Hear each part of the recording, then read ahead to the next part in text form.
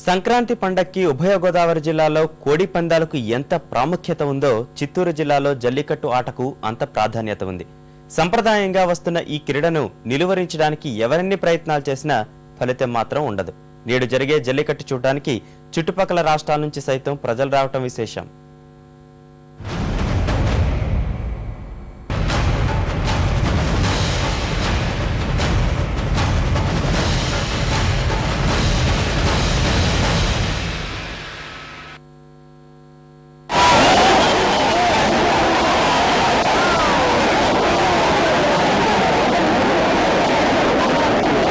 జల్లికట్టు క్రీడ ఒకప్పుడు దక్షిణాదిలో సాంప్రదాయ ఆట. తిరుపతి సమీపంలోని ఆరేపల్లి రంగంపేటలో దీన్ని నిర్వహిస్తారు. గ్రామాల్లోని ప్రధాన వీధిలో ఇరువైపులా జనాలు కేకలు తప్పెట్లతో చేసే శబ్దాలకు భయపడి పరుగులు తీసే పశువుల్ని నిలువరించేందుకు ఎత్తిరించటమే ఈ జల్లికట్టు ప్రత్యేకత. పశువుల కొమ్ములకు ఉండే పలకల్ని దక్కించుకున్న వారే విజేతలు. అనాదిగా వస్తున్న ఈ ఆచారాన్ని కొనసాగిస్తున్నామని స్థానికులు చెప్తున్నారు. ఇప్పుడు లక్షల్లో వస్తున్నారు జనాలు వేడికి చూసేందుకు. అది పరిగెట్టేటప్పుడు పట్టుకుంటారు కొంతమంది మినీ రౌడీలు వాటిని. అంతే, ఇంకేం పెద్ద లోడుకి ఇంకేం లేదు కూడా. వాళ్ళు జాగ్రత్తగా ఉంటే వాళ్ళు గాయాలు వాళ్ళు పోయి అసలు పసులు పడి వాడేసి సంపేసి కూడా చేస్తే గాయాలు పడతాయి.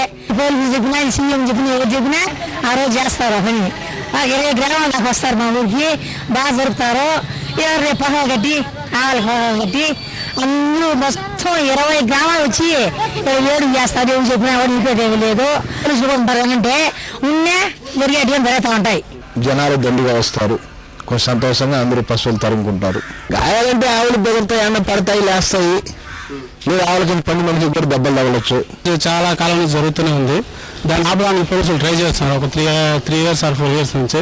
కానీ ఇక్కడ గ్రామస్తులంతా పోయి మాట్లాడి అవంతా గలాట్లు ఏం లేకుండా చేసుకొని దాన్ని సక్రమణ పద్ధతిలో చేసుకొని వెళ్తున్నారు. చాలా కాలంగా జల్లికట్టుని ఆపాలని పోలీసులు ప్రయత్నించినా అది సాధ్యం కావడం లేదు.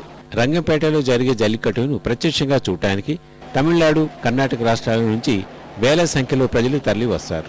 ఇవాళ జరిగే జల్లికట్టుకు భారీ ఏర్పాట్లు చేస్తున్నారు. పోలీసులు మాత్రం ఈ క్రీడ నిర్వహించరాదంటూ గోడ పత్రికలు అంటించారు. నిబంధనలు ఉల్లంఘిస్తే చర్యలు తప్పవని హెచ్చరిస్తున్నారు. రంగంపేట గ్రామంలో ఈ యొక్క ఎడ్ల పందాలు అనేది జరుగుతుంటాయి. క్రూయాలిటీ టు ఎనిమల్స్ యాక్ట్ కింద అది తప్పు కాబట్టి దాన్ని నిషేధించాలి.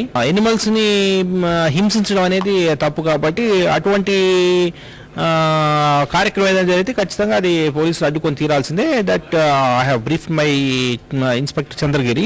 రియల్ క్రూయాలిటీ టు ఎనిమల్స్ ఉంటే మాత్రం ఈ పరిస్థితుల్లో దాన్ని ఆపాలని చెప్పేసి చెప్పడం జరిగింది. పశువుల కొమ్ములకు కట్టిన పలకల్ని దక్కించుకునేందుకు యువకులు పెద్ద ఎత్తున పోటీ పడతారు.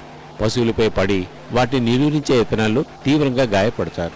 ఈ ఆటలో పాల్గొనే పశువులకు తీవ్ర గాయాలైన పోటీలు మాత్రం సాగాల్సిందే.